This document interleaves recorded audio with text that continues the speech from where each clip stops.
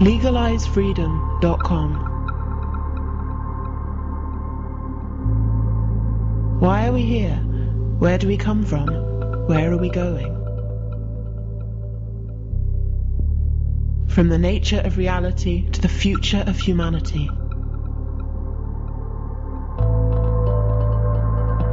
Beyond politics, poverty and war. LegalizeFreedom.com.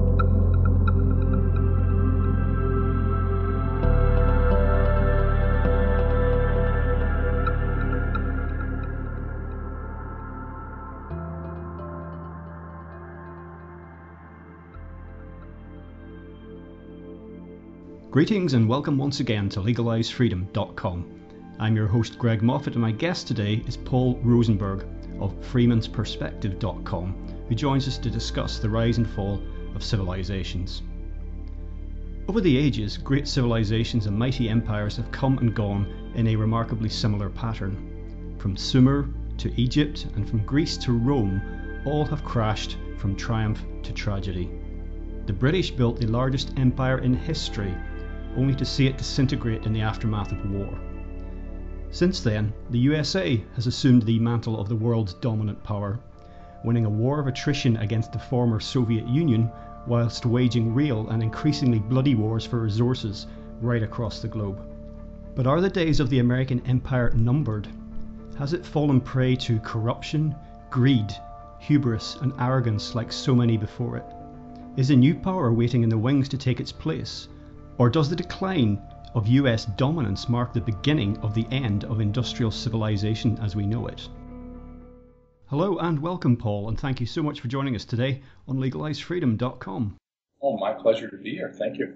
Now, Paul, today we're going to discuss some of your work over at your website, Freeman'sPerspective.com, where you publish a newsletter. And currently, no one out there will be unaware of the fact that we're living in times of great upheaval and change globally. Chaos and confusion everywhere, whether it's climate change, war, terrorism, economic collapse, where we're being assaulted on all fronts. And you published a special report recently on your website called The Great Calendar, when this outlines the entropy cycles of civilizations. And these are cycles that govern the rise and fall of civilizations, but they take place over very long timescales and as such are very difficult for most of us to observe.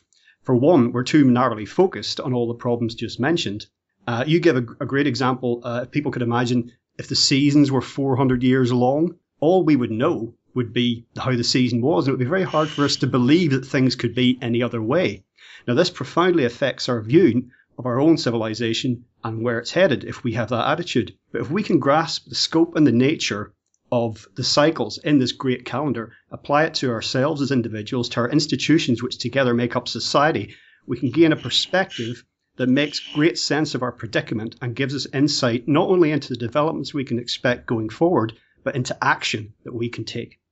Well said. Thank you. Yeah, I think it's important, if for nothing else, than our own reducing our own internal stress and increasing our personal happiness, because the world makes at least some sense and you can understand what's going on. You might not like it particularly in all cases, but at least you understand what's going on and you're not being buffeted by forces that you can't see coming.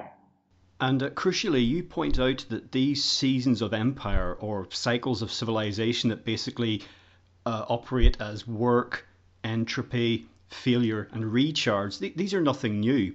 From Sumer to Egypt, from Greece and Rome, this has happened again and again in history. And you also highlight how the golden ages of empires, that is to say when they're seemingly at the peak of their powers, how close that point can be to the beginning of terminal decline or even outright collapse. Right, exactly. The great golden ages that people think of, if you actually look at it on a timeline, it's shocking that the golden ages come just before the whole thing is going to collapse. And all of the monuments, I like Rome as an example because it's the closest to us in time and it's the closest to us more or less in temperament. That's not really true, but, something like that. And if you look at all the things we think of as Rome, the Colosseum, the Pantheon, all of these great monuments, they all came not in the Republic, but in the Empire, and as the Empire is just coming over the crest and ready to go downhill fast. And it's the same thing in Greece. It's the same thing in all of them. It's a shocking thing the first time you kind of see, all these things are happening just before things go bad. That's weird, but it's true. Perhaps we could, most of us who've been taken high school science of some form or other might remember the word entropy cropping up there. Perhaps you just say something about that to define that in terms of the scenario that you're setting out. Sure. People sometimes mistakenly think of entropy as a loss of energy. It's not a loss of energy. It's a dispersion of energy. I use the example in the report of a glass, and you pour into a glass of water and you put into it a bunch of ice cubes. Well, as soon as, let's say, one big piece of ice hits the water, there's a massive temperature difference between the surface of the ice and the water next to it. And if you had a properly designed motor, you could put that motor in place and do a lot of work with it. But as the temperatures even out in the glass over, let's say, an hour or 2 hours or whatever it may be, all of a sudden you can't get any more work out of that motor because there's no difference in temperature. Everything is evened out. The energy has dispersed. And what we then say is that the entropy in the glass has increased. There's no way to get work out of it anymore. The same amount of heat is still there. You just can't use it anymore. That's what entropy is. What we might call the first stage, even though it is a cycle that goes round and round, but if we call the first stage of this, you label it as devolution and long minima. An analogy for this, or an example of this, we might think of as the Dark Ages, though you point out it's perhaps a little unfair to call the Dark Ages dark. This stage is the aftermath of collapse of a civilization. At an institutional level, the characteristics of empire are basically reversed. All that stuff that was built up basically goes into reverse. And at an individual level, we see a loss of identity because we come to identify with the institutions of government, of empire. But also during this stage, you get the first seeds of regeneration also.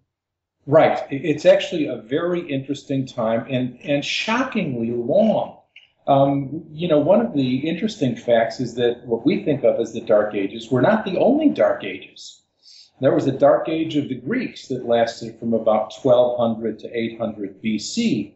And it was shockingly long, and so was our Dark Age of, roughly 400 years. Why so long? Well, a big part of it is the fact that people identify so closely with the rulers of their place and time.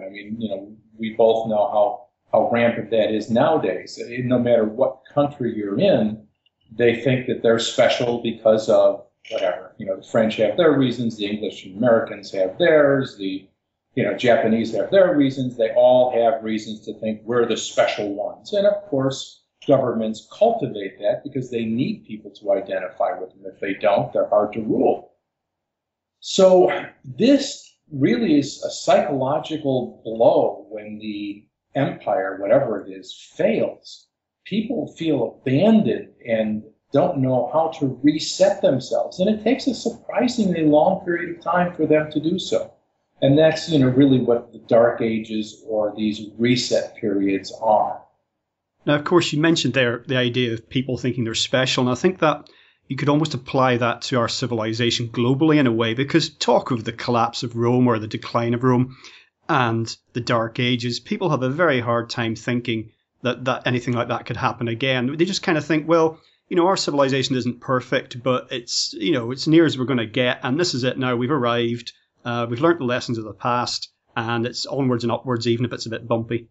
No, I would to God that were true. The fact is that we are doing precisely what Rome did. If you take a look, I have better American numbers than anything else, being that I spent most of my life there and I understand it very well. But if you take a look at the chart of the value of US dollar and the value of a Roman denarius, they're the same chart. And if you get quotes from people who were in the middle of the decline of Rome, they say the same things that are going on now. There's one particular gentleman named Salvian the Presbyter. wrote in, about 440 AD. He wrote a book called On the Governance of God. But in any event, he complains about the same sorts of things that people do now, saying the government didn't think anything about what they were spending. They were beyond broke, and they just kept spending like crazy men, and nobody wanted to think about it because, it was too confusing and too hard to face. The same exact. You could put the quote and just, fix up the language a little bit, and it would be the same thing people would say now. And there's all sorts of things like that. Rome went crazy with taxation at the end because what they were doing was failing. Well, it's the same thing now. I know it's the same in the UK as it is in America. If you're a productive person, you're paying easily half of your production. It's getting taken away from you every year in income taxes. You guys have the VAT. And in 100 other taxes and fees, seen and unseen, not to mention inflation. So, our taxation levels are astronomical compared to what they were 100 years ago. And the same thing happened in Rome. The same thing happened in Greece, and on and on. It's the same pattern. The details vary, but the pattern is the same. Mentioning Rome, actually, in the situation with the currency there, I mean, we'll come back to currency debasement in a bit, but just while you're talking about Rome, it's interesting that an ounce of gold, what that would have bought you in Roman times, will more or less buy you the same sort of thing today. Right, absolutely true. It holds its value very, very well. If anybody wants to see a really interesting set of charts on it, go to a website called pricedingold.com, and they've got all sorts of priced, charts of things measured in gold rather than measured in dollars or something like that. Very interesting. Now, once we get to going back to the great cycle again, once we get past the Dark Age stage, as it were, we then move into another stage that you call production and first consolidations. And this is the real signs of rebuilding taking place. Right. And this, of course, is where power structures begin to re-emerge. And inevitably, conflict does as well. But importantly, it's really limited in its scale and scope. It's generally sort of local, so it's not such a problem. So therefore, government and the conflict that they generate aren't really getting in the way. It really is at a time for rebuilding. Oh, absolutely. This is where people have become confident in themselves and in what they believe and in what they stand for. And they are willing to take initiative. They're not waiting for some, big lord or king or whatever royal guy to give them permission or to say it's okay for us to do this now or to lead them into something new. They're just looking at what needs to be done and creating it themselves. This is how the common law of England really began. This is how the Hanseatic League of trading began after our dark ages and 100 other things. It was people felt confident in who they were and what they believed in to simply go out and do what they thought was important to be done rather than waiting around for approvals or permissions or for somebody to point it out to them. It's a big difference and a very, very important one. So say, for example, the last time, if we take where we've arrived now as being at sort of a final stage, the production and first consolidation stage, when would you have placed that, over the last few centuries? What period was that? Well, I'm looking at this period as somewhere around 1000 AD, where Western civilization really takes shape and has its own confidence. It is a new and separate thing. What's interesting that comes right before it is an interest in philosophy, which nowadays is kind of, who really cares about philosophy nowadays? And those who do, are usually, speaking about very strange, metaphysics and epistemology and funny things that most of us don't understand. But at those times, it's a big deal because people have lost their old intellectual partner, that is the Roman Empire, and they have to come up with something new. And that's why Europe changed from pagan Europe to Christian Europe in just a number of centuries, because at that moment, people did care about philosophy, and Christianity was simply a better set of ideas. beyond that stage, we then get into what you label as progressive growth and unification. And this is when the institutions start to gain much more significance and the state becomes something that is difficult to avoid. And actually, Right. this in many ways is where the rot sets in. Oh, absolutely.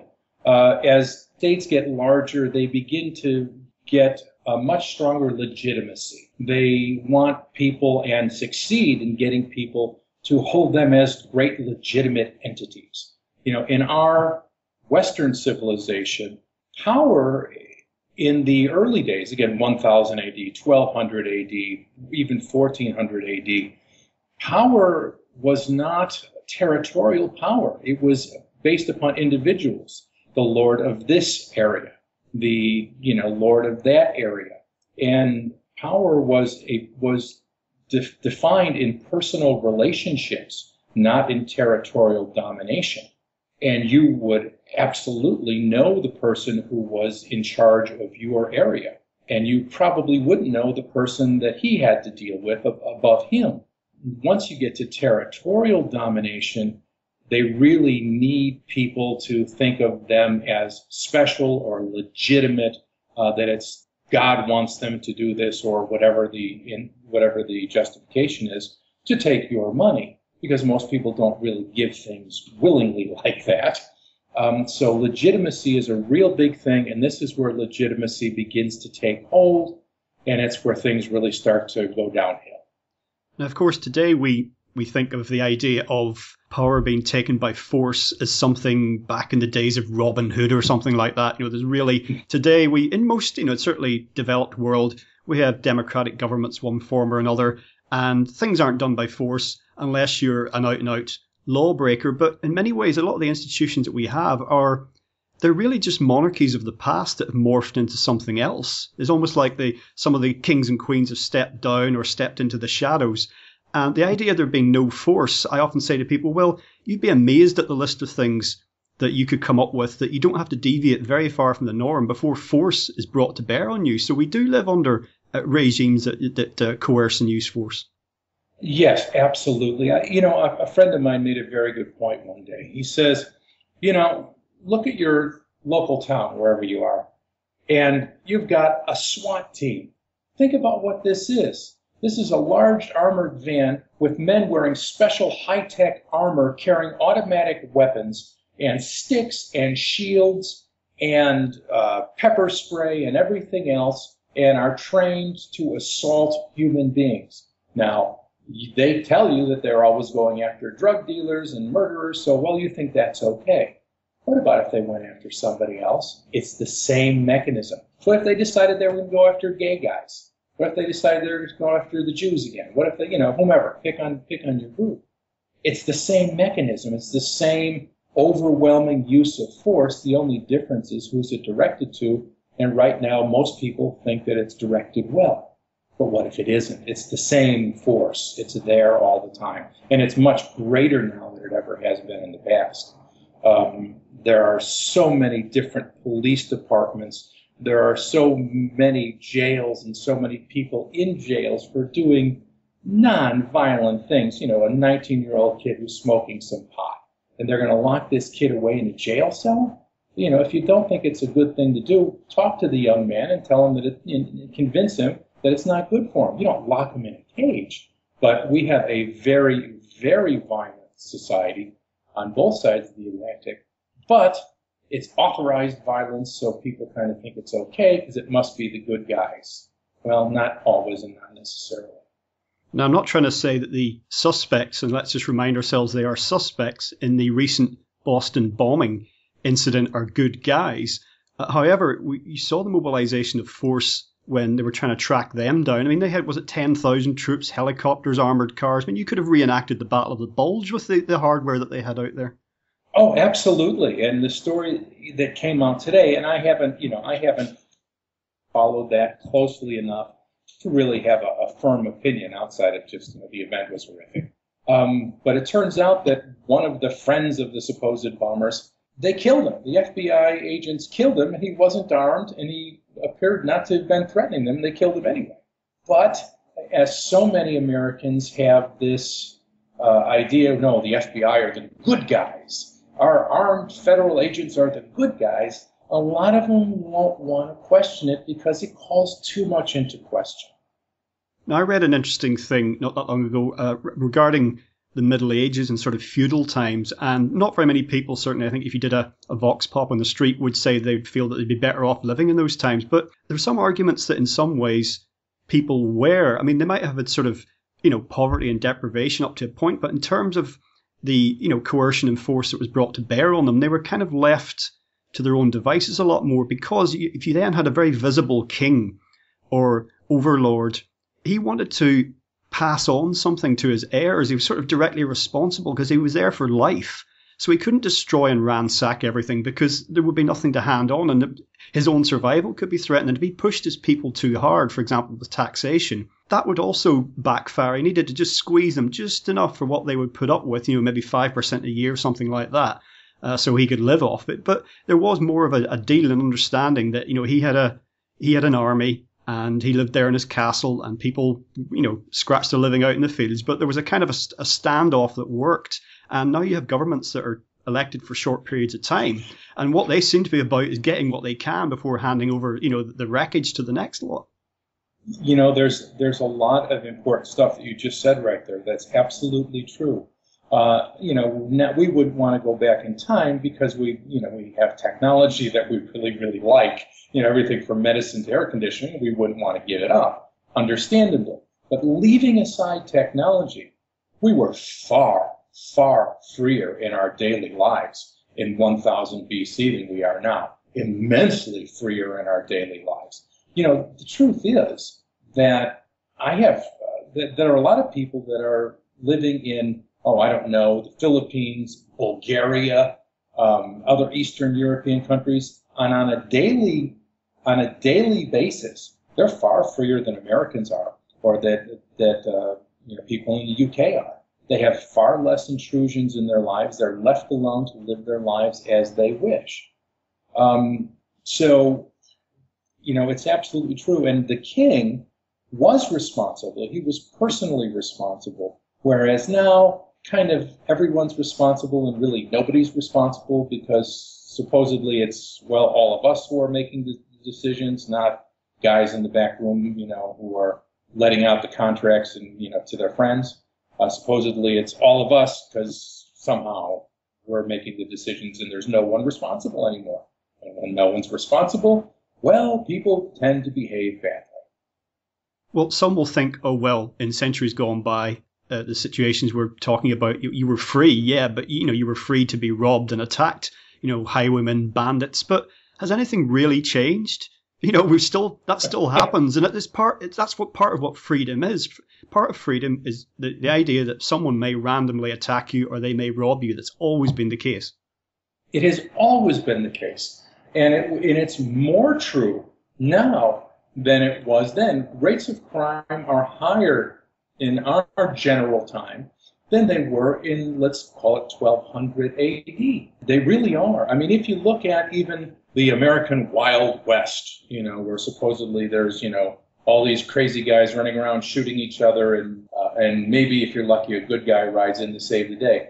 The actual levels of violence in the Wild West are lower than American cities are today. And moreover, the guys who actually shot each other were all guys who were essentially bad guys. They would, hang out at, the bar at 3 a.m.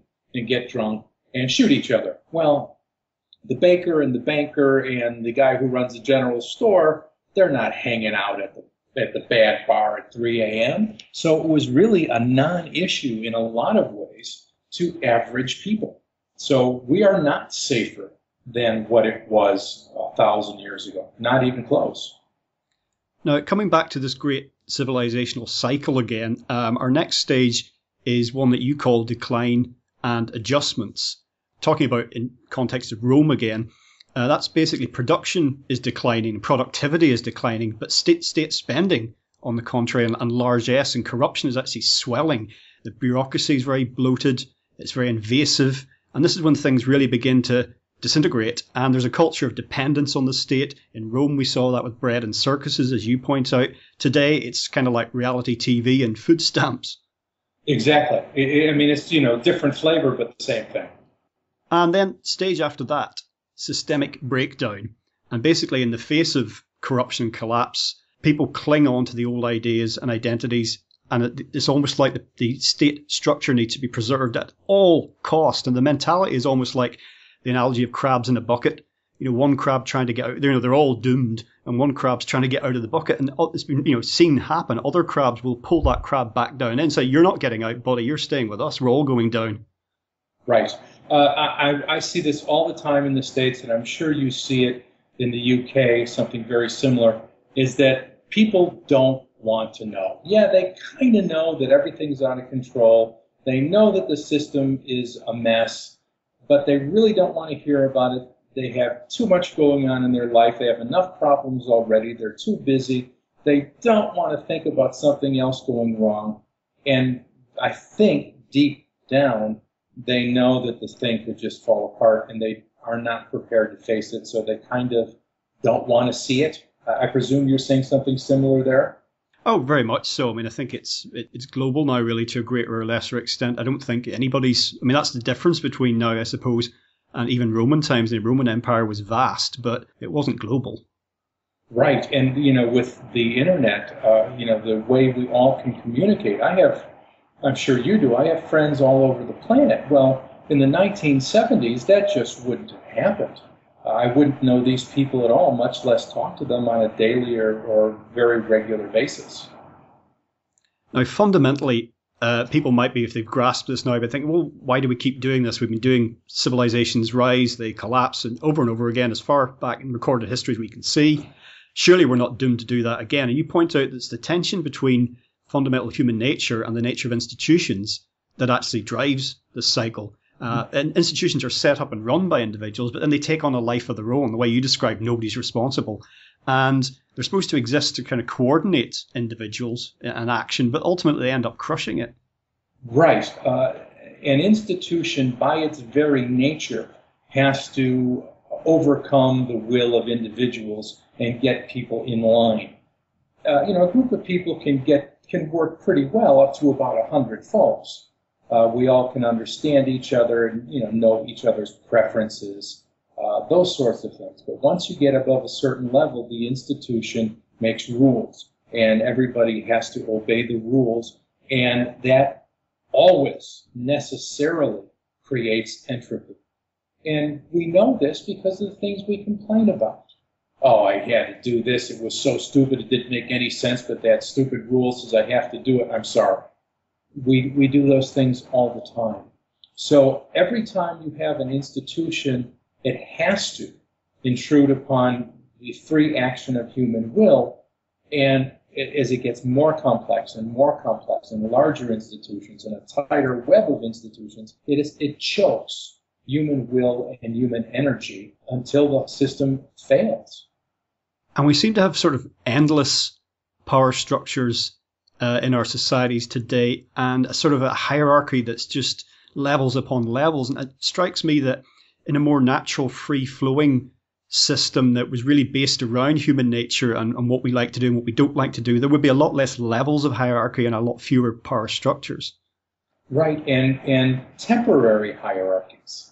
Temporary arrangements that work for a certain group of people or for a certain amount of time, or that people move into and out of as it suits them. They would be free, not rigid, to the extent that hierarchies existed. They would, I presume some still would, but they would be much less and non-rigid. Well, actually, that reminds me, if we think, particularly the temporary aspect, we think about the way a lot of indigenous societies were run. In terms of who led the tribe, that could quite often be temporary based on people's skills and what was called for at the time. Sometimes you might need a man of action to lead the tribe. Other times you might need a great thinker. Things could change on that basis. But also to be leader was a great privilege and a great responsibility. And quite often the people who would become the leader, would be asked to lead, would actually have to give up something. They'd be less well off in a way while they were leading, but it was because it was the great privilege and responsibility to lead the tribe they would take it, whereas a lot of our leaders now, it seems to be about, getting their snouts in the trough. Isn't that the truth? But yes, in the old days, and again, these were smaller groups. So everybody knew each other. Take a group of 50 people or 100 people. You can know each other. You can interact richly with each other. I know what you like. I know what John likes. I know what Mary likes. I know if I make this decision, it'll be bad for Mary. And I can take into account all these people. Once you get above a certain number, you become a type of a dictator. And it's a completely different relationship, and it invariably leads to decreased effectiveness of humans. Now, you outline how if we put our own predicament into this great cycle, how we're basically approaching the collapse stage, and a lot of people will find that idea resonates with them. And inevitably we ask, and people are asking, is there a way out of this? How can we do things differently? But you point out that really at this stage, reform, which is what a lot of people are talking about, is kind of futile. That the political, financial, social systems are essentially beyond repair. Yeah, they really are. They're so overgrown and so overblown that nothing's really going to change them. And I understand people wanting to reform. By and large, they're good people, meaning well, and want life to be better for everybody. And they're trying to fix what they see as broken. And I respect that. But at this period, it doesn't work. And it doesn't work in any of the previous examples once it gets this far. I like to use the example of Rome. There were hundreds of reformers, good men and women, who wanted to reform Rome, but it never worked, and eventually it just collapsed all the same. But there was another group of people that were not trying to reform Rome. They simply ignored it. They separated from it and did their own thing, and they're the ones who came through it intact, and those were, of course, the very early Christians. I'm not speaking of the Catholic Church here. I'm speaking of the primitive, original group of Christians. And they considered Rome, all government really, to be evil, to be contrary to their new way. And they didn't try to fight it. They didn't try to reform it. They simply separated and lived their own way and tried to stay away from it. And they thrived while everything else went down. And I think now, in our time, if we want to be healthy and get through this properly, we need to stop wasting all of our time, all of our energy on politics. Watching the nightly news, following all the stories. You make yourself miserable doing this, and you really accomplish little or nothing. So I think the real answer for us in our time is just simply to separate from the system. That means different things to different people, and everyone has to work it out themselves. But just get your mind out of the system and stop thinking that politics is the most important thing in the world. It's not. It's trivial bickering of people on, fighting for the proverbial lawn chairs on the Titanic. Politics is not worth all our time, energy, and passion. There's much more important things in life, and we'd be happier if we just ignored it. Now, just as a side point, does a more complex society necessarily result in, as it were, a longer dark age or recovery period? That's a really good question, and it doesn't seem to be so much of a function of that. All of the societies that get to the point of collapse are pretty complex. What's interesting is what matters on the dark ages is how concentrated people are, if they have room to spread out and leave and go other places. The civilization that had the shortest sort of dark age was the Egyptians, and that was because everybody had to stay right next to the Nile. Beyond that was just desert. You couldn't go there and survive. So everybody had to stay on the Nile, and power was able to reform in maybe a couple of hundred years rather than 400, and it stopped the cycle. It shortchanged the cycle, and Egypt never got to really reset and recharge. Power formed again before it could really do that, and you can see that Egypt, after its great flower, if you will, with the pyramids and all the things we remember, it never really got going again. And that's really a big part of the reason why. Now, you mentioned the early Christians as an example of a community, as it were, turning their back on the centralized hierarchy and system. And in terms of, people, more modern examples, people might think of intentional communities, communes, maybe some survivalist compounds or the religious variant of that. For example, the Branch Davidians at Waco, very famous case. And we know how that ended. So there's kind of a bit of a pattern emerges when people try, in our current context, when people try and take themselves away from the system in that manner. Yeah, it can be a problem. But there have been far more intentional communities, and I'm very glad you brought that up, by the way. There have been far more intentional communities than people really realize.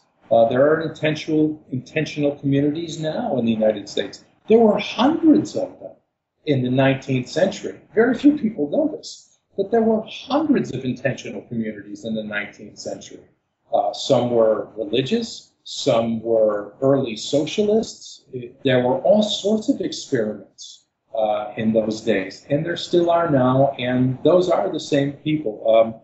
Most of the time it doesn't turn out really badly, thank God, but it can at times, and it's a risk. Life has risk on every hand, and sitting quietly really doesn't remove you from it very much, so better to live.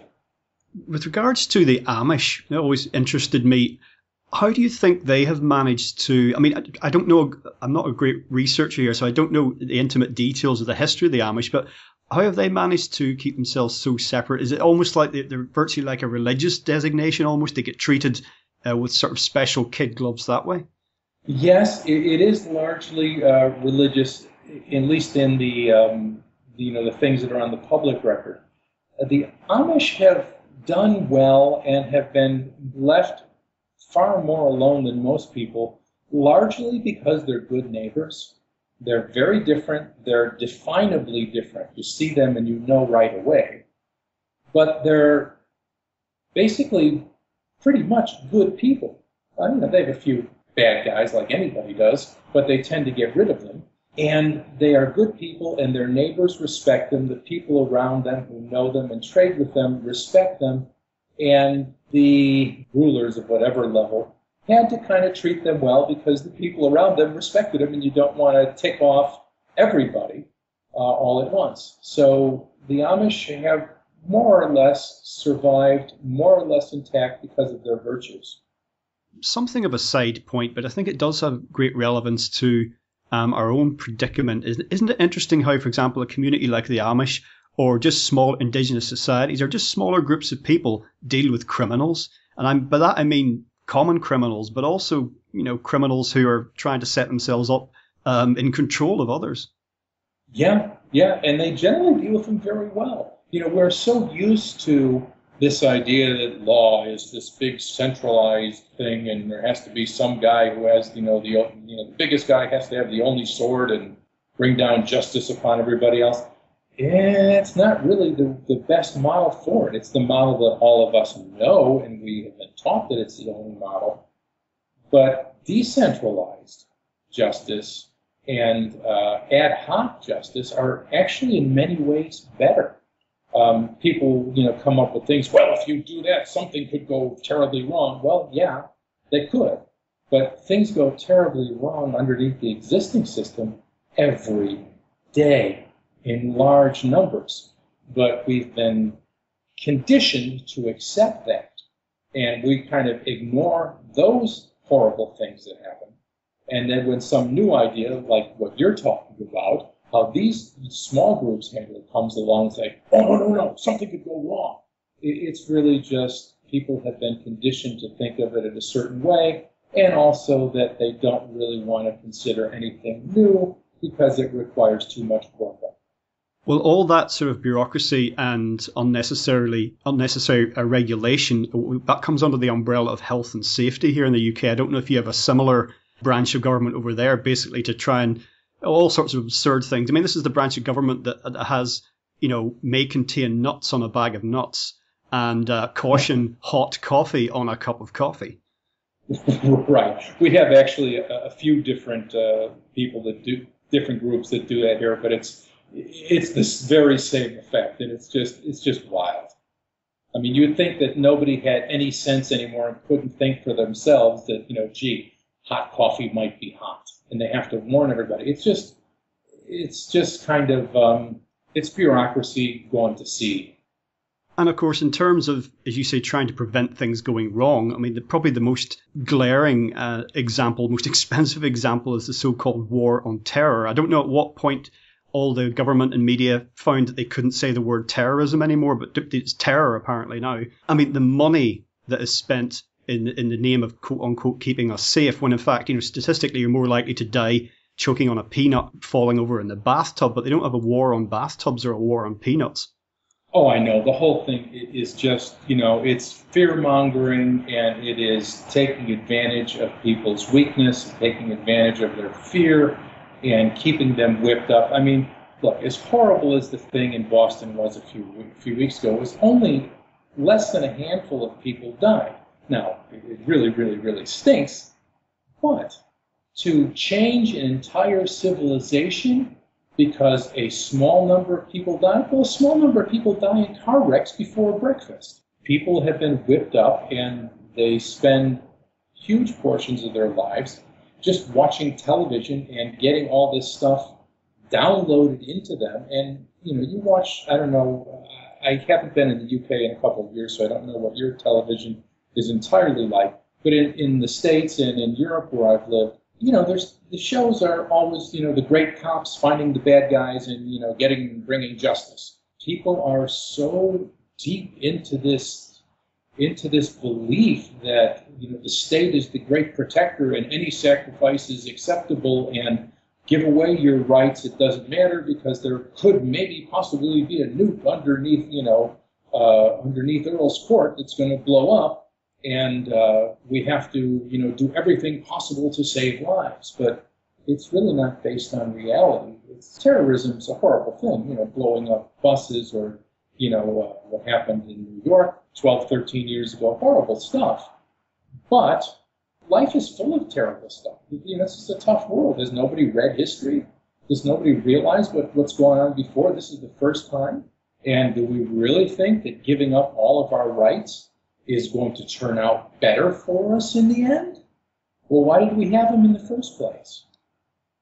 Oh, on UK TV, we have American TV, essentially. We have that alphabet soup of programs that are basically all about terrorism, CSI and ABC and XYZ and whatever they are. It's just loads of square-jawed American heroes just leaping into cars and zooming around the place and torturing people. Right. We call it cop worship TV. Yeah, very good. It's exactly what it is. It's like glamorizing authority, basically. Yeah, it's just out of proportion. And like you say, the amounts of money that are being spent on it, and what happens to the poor soldiers. I know lots of soldiers and have known a lot of military people. Some of these are, they're kids, really. And they see what happened on 9/11, and they're upset, and they want to bring justice. And I understand that. That's a good and healthy impulse. But they're sending these kids out into places, they're getting arms blown off and legs blown off and watching their friends get blown off or having to kill people. These things ruin human beings. And, they're coming back and they're dying, they're killing themselves. There's a lot of suicides among returning soldiers. These guys are the real worst victims of the whole thing. And, and here in the States, they're not taking care of them very well. I know people in that world. And these people coming back are not getting proper treatment. And it's horrific what happens to them. And they're really the worst victims. Now, overall, to zoom back out again and just look at civilization as a whole, what you're advocating really is voluntary societies. And some people may say, well, surely that's what we have. We vote for politicians. And in terms of voluntary, well, I go out, I go down the street, I go to the store, I go to the bar, I go to the cinema. And, mostly nobody's harassing me. It is voluntary. But as I mentioned earlier, there's an amazing number of things that where coercion and control will be brought to bear if you step ever so slightly out of line. And the way of living where you would say, look, I don't want to give anything to a state. I don't want anything from a state. Leave me alone. That's, for most people, seemingly impossible. Oh, it's illegal. You're allowed to make your choices within certain limits. Let's take two polar opposite political stances. Let's take the person who opposes abortion, who thinks that it's a bad and ugly thing. Is it moral to take this man or woman's money by force and spend it on abortion? It's not. And on the other side of the coin, take the young man or woman or whomever who thinks that people should be allowed to smoke marijuana if they want to. It's their life and they're not hurting anybody, and they should be left alone. Is it right to take their money to hire policemen or agents to sneak up on people and threaten them with violence and beat the hell out of them and lock them in a cage? That's an immoral thing to do with their money. So whichever side of the political spectrum you're on, you're not allowed to choose. Your money is taken from you. You have no choice in the matter. Otherwise, you could end up in big, big trouble. And it's spent on things that you think are immoral. This is not a voluntary life. It's a big problem that's facing us. Your newsletter basically offers many, many different types of ideas and information, some of which can lead people to perhaps seeing how they can make a different life for themselves, even within this system, because it doesn't have to be everything all at once. It can be areas of your life where you can begin to make changes, and also in terms of preparing for what's coming down the line. Sort of areas I'm thinking of would be how you organize your food supply, your shelter, where you get your energy from, your personal economics, how you earn money, what type of money you use, all sorts of issues like that, healthcare, education. It goes on and on. These are all areas that we can make different choices in. Absolutely, and it's very, very important that we do. The mistake that a lot of good people make is that they say, yeah, things should be different. Yeah, we really should live differently. Yeah, okay, well, I'm going to study it for a year and then decide what to do. And then 1 year becomes 2, becomes 3, becomes 5. What's important is that people act, whatever it may be. Let's say you decide that government schooling is a bad idea. You researched the origins of it back in the 1800s. You research how it's designed and why, and you say, no, this isn't good. I don't want to do this. Well, then act. Then homeschool your children, or find a group of people that are schooling their children in a way that you think is better. But do something. Even if you act and you choose wrongly, you pick something that doesn't turn out quite so well, at least you're active, and you can always adapt, and you can always do something else. The great problem is sitting still and not doing anything. So in any of these areas, I am thrilled when people are active doing something rather than just sitting and complaining. Now, I want to ask you briefly about monetary reform, because that's one of my main areas, is how our economic system works. Because it seems to be it's been a rolling crisis now since, 07, 08. Where do you see that going? Because I'm feeling that mathematically the system is bound to collapse. But then collapse in quotes, what does that look like? Is it actually going to be a wake up one morning and the ATMs don't work? Or, is reform going to be forced on the system because the way things are going? Or are the sort of powers that would be going to find just another way to keep this Ponzi scheme going? You ask great questions and hard ones, too. You're right. The system as it is cannot continue forever.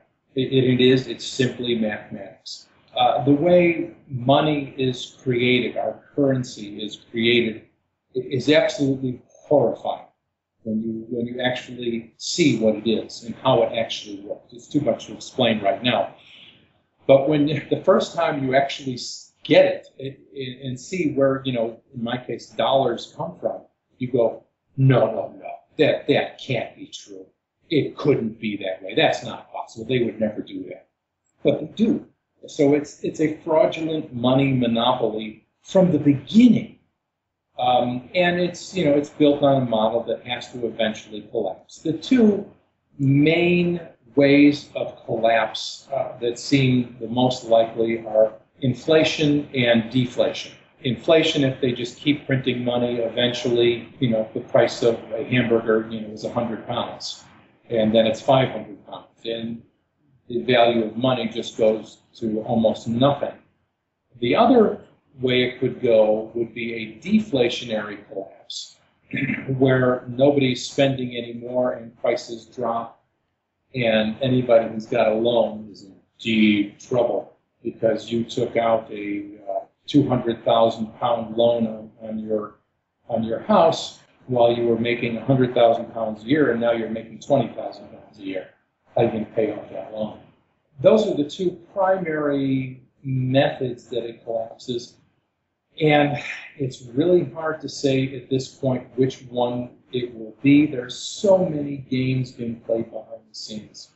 Right now, the Federal Reserve is printing $85 billion per month and injecting it into the markets, buying up people's mortgages, things like that, not to mention the U.S. government, $1 trillion a year in deficit spending.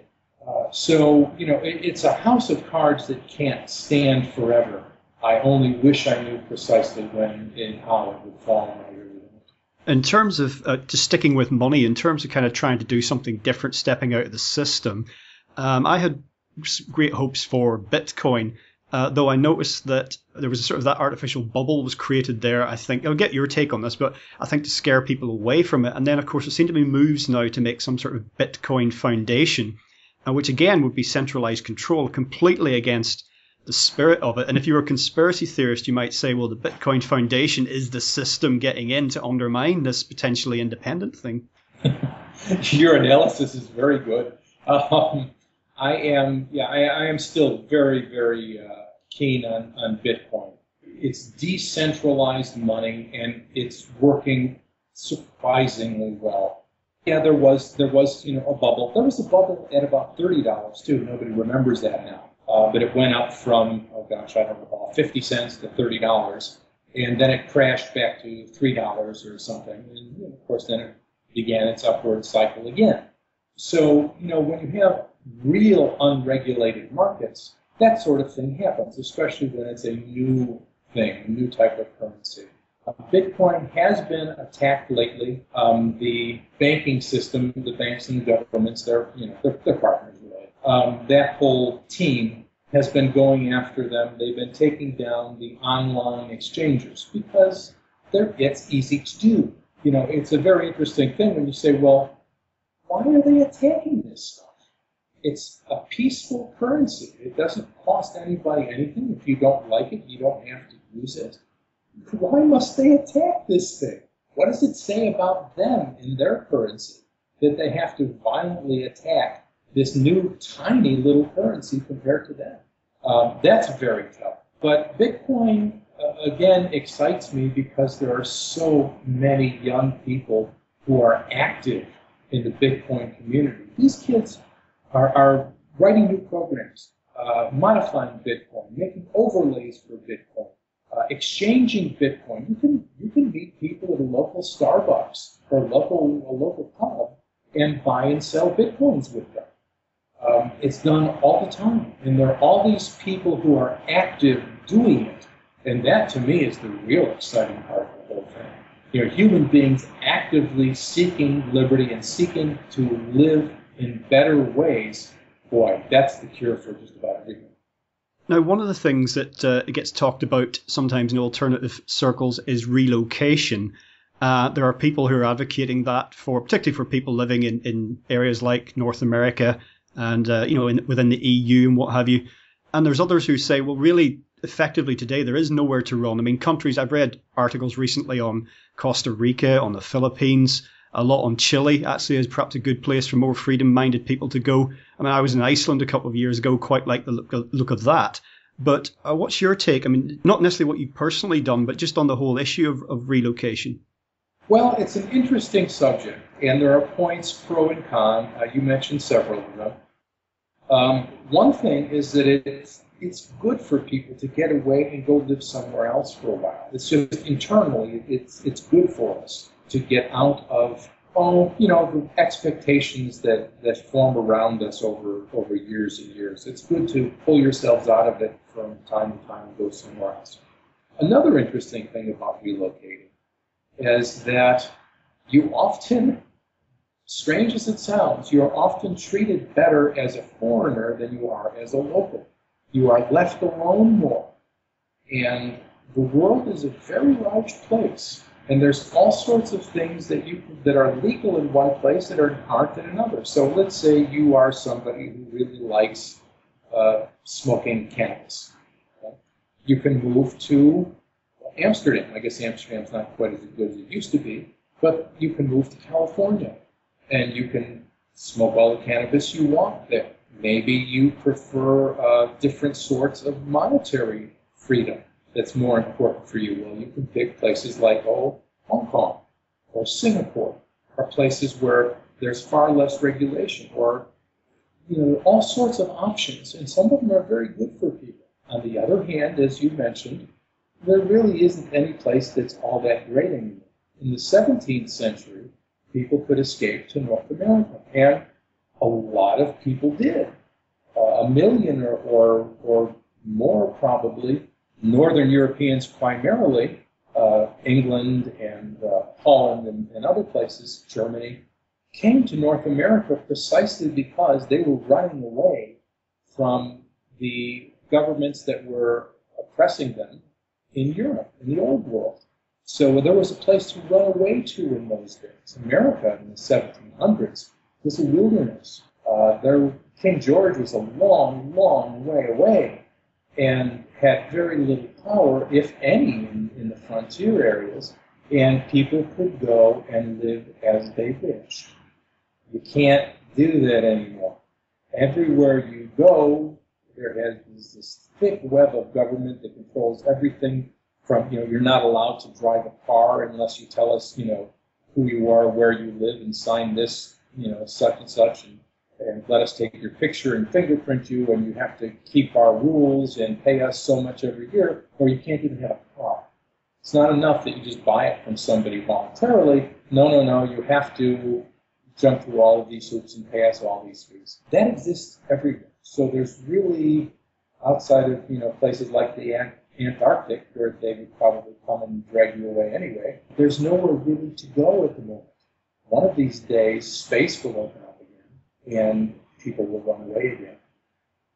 Well, just in closing, Paul, perhaps in regards to everything we've been talking about, you could give us your sentiments on what you're seeing from people you're in contact with, your readers, anybody you're communicating with, in terms of there does seem to be a gathering awakening to how things are, what's really going on, but there also seems to be a number of people who seem to be going ever more into a media-induced coma, seemingly as some sort of protective measure for themselves. I just don't know what you see a decade from now. Boy, that's a great question again. I see things both good and bad. The internet is a problem.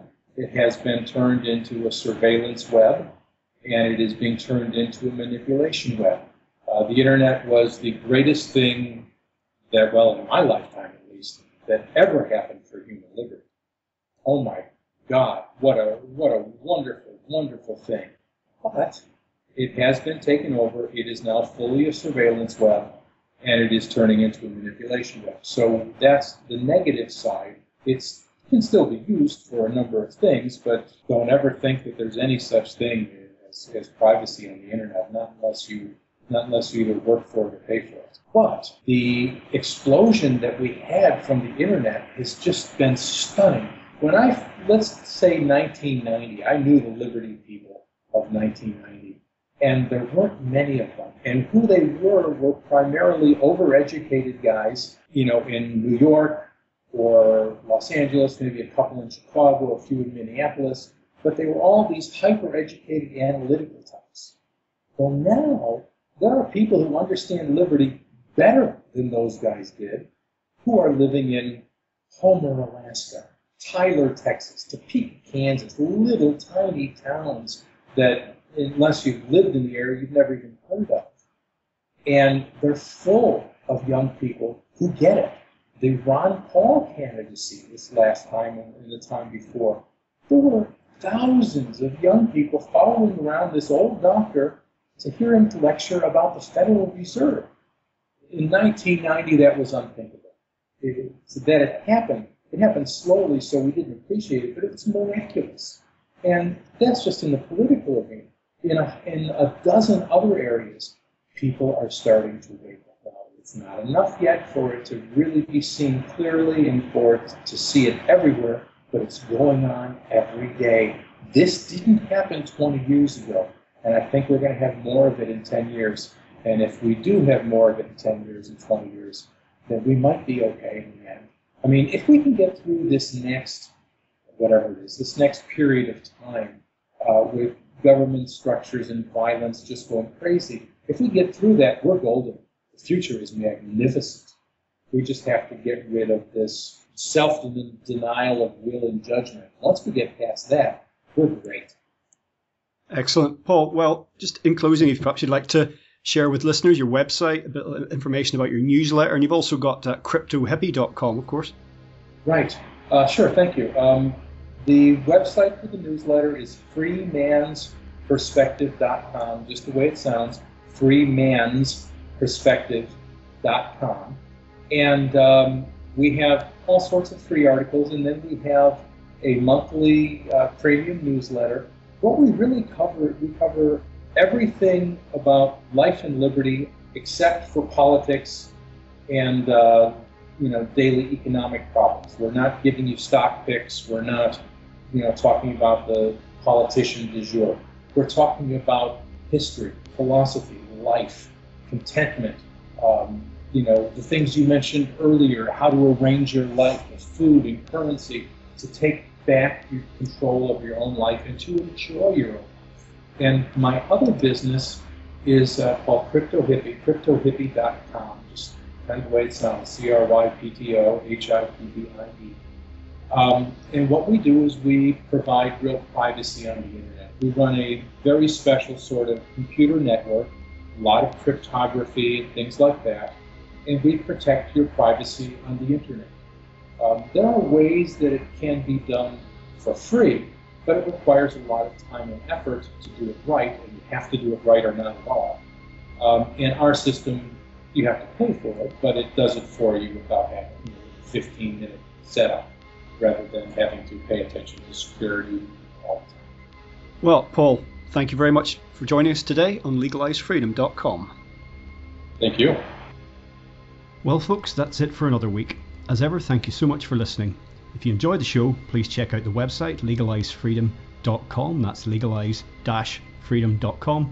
And there you'll find an archive of programs on many equally interesting and fascinating topics. Until next time, I'm Greg Moffat, and you've been listening to legalizefreedom.com.